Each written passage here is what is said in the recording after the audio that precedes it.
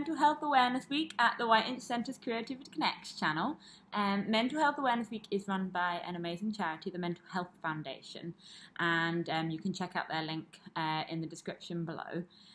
So what they do Mental Health Awareness Week for is to kind of just get people talking about mental health and normalising our communities being able to talk about that. And I think particularly in lockdown, it's really important that we're all able to kind of discuss our mental health and have a better understanding of it as well. So here at the White Inch Centre, we've got our staff and our volunteers making various different videos, and also our postal packs that are going out.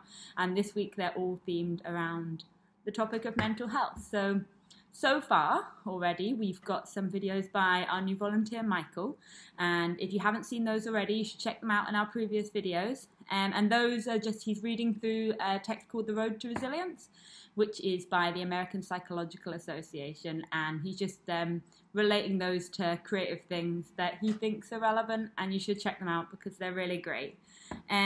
We're also going to put out a few different videos over the next few days, which are around self-care and kind of just looking after ourselves in this period of lockdown. So today we have the next chapter of Maddy's readings of Alice's Adventures in Wonderland. So we're going to go ahead with that.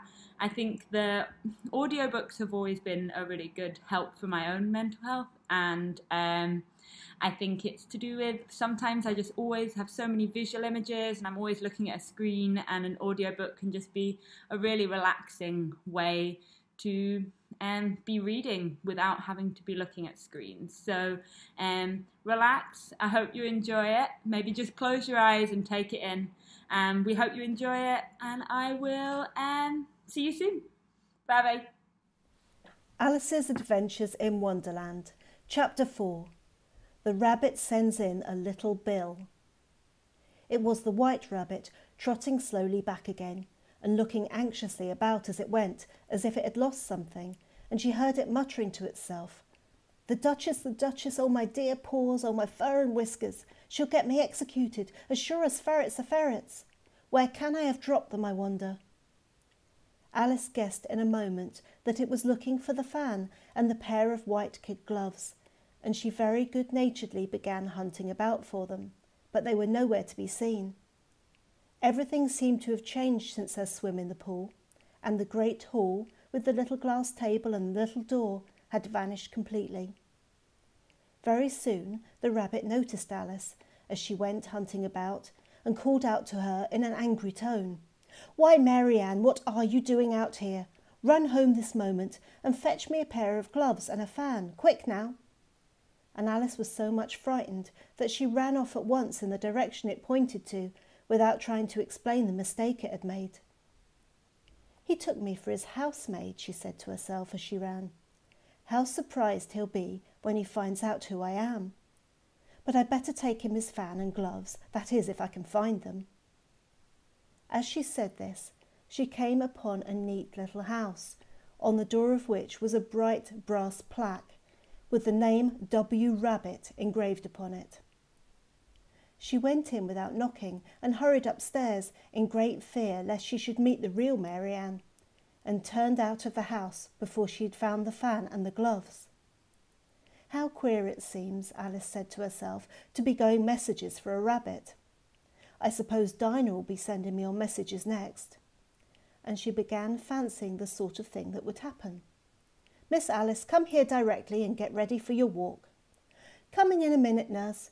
But I've got to watch this mouse hole till Dinah comes back and see that the mouse doesn't get out. Only I don't think," Alice went on, "that they'd let Dinah stop in the house if she began ordering people about like that." By this time she'd found her way into a tidy little room with a table in the window, and on it, as she'd hoped, a fan and 2 or 3 pairs of tiny white kid gloves. She took up a fan and a pair of gloves and was going to leave the room when her eye fell upon a little bottle that stood near the looking-glass. There was no label this time with the words "Drink me," but nevertheless she uncorked it and put it to her lips.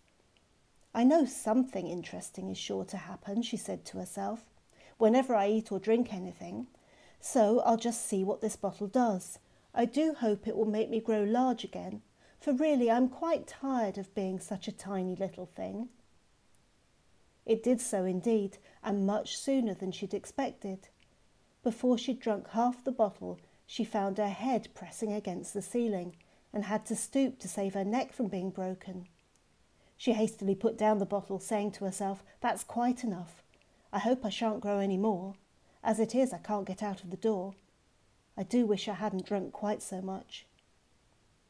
Alas, it was too late to wish that. She went on growing and growing, and very soon had to kneel down on the floor.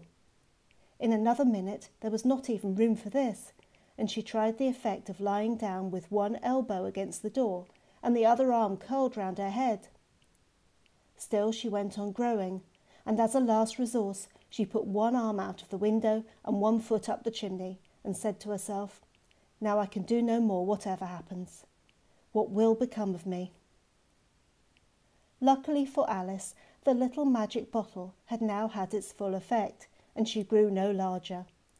Still, it was very uncomfortable, and as there seemed to be no sort of chance of her ever getting out of the room again, no wonder she felt unhappy. It was much pleasanter at home, thought poor Alice, when one wasn't always growing larger and smaller and being ordered about by mice and rabbits. I almost wish I hadn't gone down that rabbit hole. And yet it's rather curious, you know, this sort of life. I do wonder what can have happened to me. When I used to read fairy tales, I fancied that kind of thing never happened, and now here I am in the middle of one. There ought to be a book written about me, that there ought. And when I grow up, I'll write one. But I'm grown up now, she added in a sorrowful tone. At least there's no room to grow up any more here. But then, thought Alice, shall I never get any older than I am now? That will be a comfort one way, never to be an old woman. But then, always to have lessons to learn. I shouldn't like that. "Oh, you foolish Alice," she answered herself back. "How can you learn your lessons in here? Why, there's hardly room for you, and no room at all for any lesson books." And so she went on, taking first one side, then the other, and making quite a conversation of it altogether. But after a few minutes she heard a voice outside, and stopped to listen. "Marianne, Marianne," said the voice, "fetch me my gloves this moment." Then came a little pattering of feet on the stairs. Alice knew it was the rabbit coming to look for her, and she trembled till she shook the house, quite forgetting that she was now about 1,000 times as large as the rabbit, and had no reason at all to be afraid of it. Presently the rabbit came up to the door and tried to open it. But as the door opened inwards, and Alice's elbow was pressed hard against it, that attempt proved a failure. Alice heard it say to itself, "Then I'll go round and get in at the window."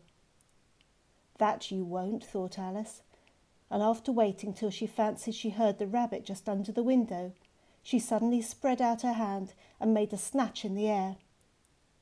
She did not get hold of anything, but she heard a little shriek and a fall and a crash of broken glass, from which she concluded that it was just possible that it had fallen into a cucumber frame, or something of that sort. Next came an angry voice, the rabbit's. "Pat, Pat, where are you?" Then a voice that she'd never heard before. "Sure then, I'm here, digging for apples, your honour." "Digging for apples, indeed," said the rabbit angrily. "Come here and help me out of this." Sounds of more broken glass. "Now tell me, Pat, what's that in the window?" "Sure, it's an arm, your honour." He pronounced it arm. "An arm, you goose? Who ever saw one that size? Why, it fills the whole window." "Sure it does, your honour, but it's an arm for all that." "Well, it's got no business there at any rate. Go and take it away." There was a long silence after this, and Alice could only hear whispers now and then, such as, "Sure, I don't like it, your honour, at all, at all."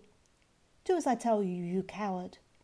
And at last she spread out her hand again and made another snatch in the air. This time there were 2 little shrieks and more sounds of broken glass. What a number of cucumber frames there must be, thought Alice. I wonder what they'll do next. As for pulling me out of the window, I only wish they could. I'm sure I don't want to stay in here any longer.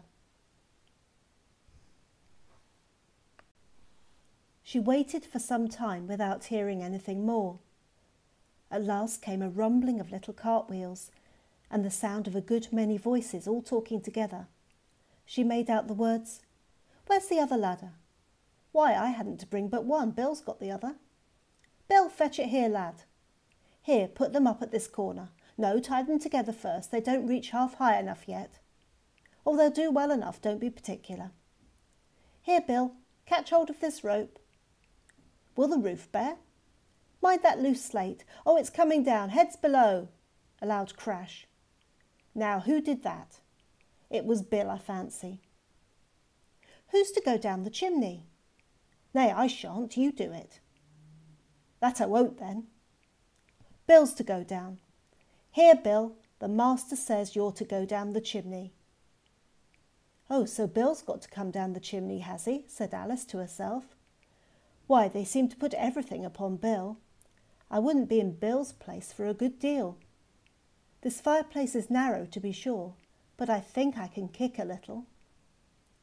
She drew her foot as far down the chimney as she could and waited till she heard a little animal, she couldn't guess what sort it was, scratching and scrambling about in the chimney close above her. Then saying to herself, "This is Bill," she gave one sharp kick and waited to see what would happen next. The first thing she heard was a general chorus of, "There goes Bill!" Then the rabbit's voice alone, "Catch him, you by the hedge!" Then silence, and then another confusion of voices. "Hold up his head. Brandy now. Don't choke him.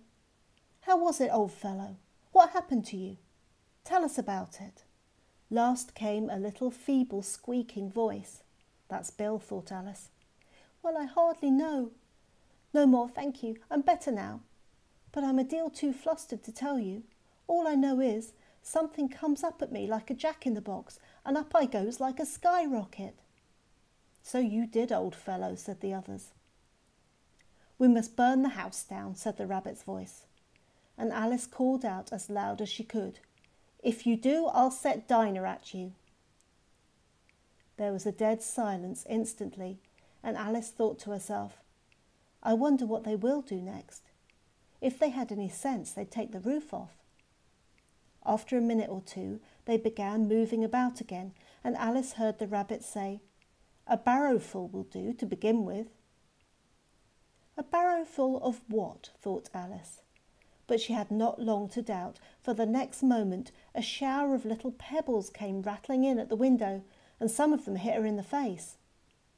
"I'll put a stop to this," she said to herself, and shouted out, "You'd better not do that again," which produced another dead silence.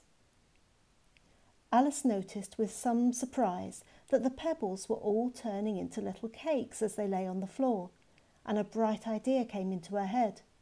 "If I eat one of those cakes," she thought, "it's sure to make some change in my size, and as it can't possibly make me larger, it must make me smaller, I suppose."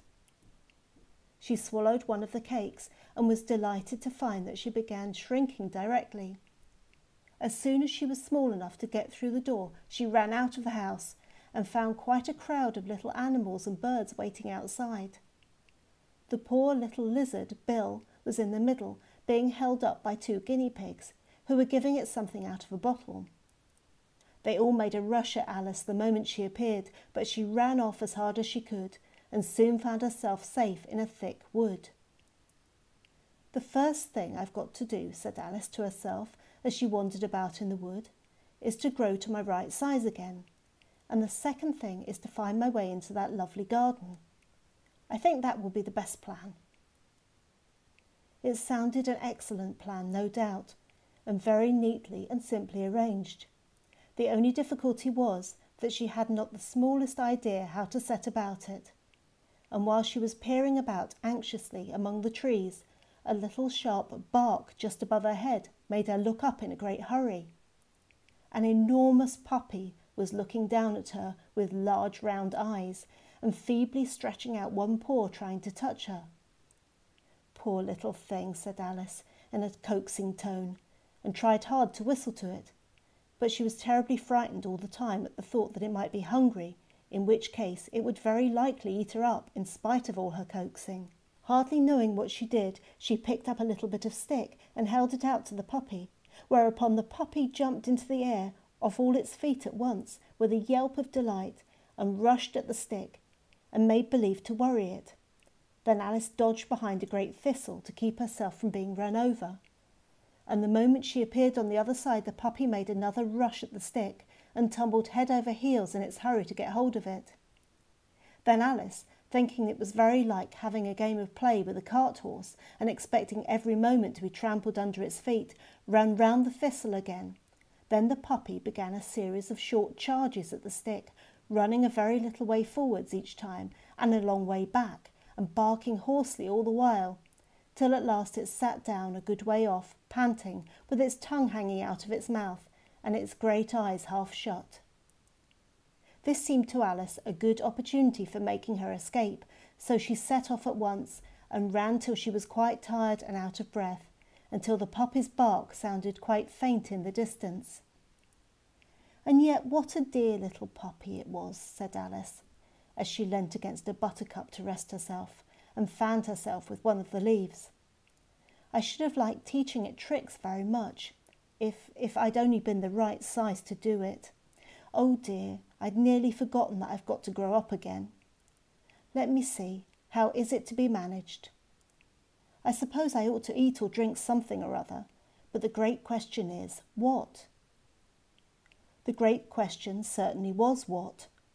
Alice looked all around her at the flowers and blades of grass, but she could not see anything that looked like the right thing to eat or drink under the circumstances. There was a large mushroom growing near her, about the same height as herself, and when she looked under it and on both sides of it and behind it, it occurred to her that she might as well look and see what was on top of it.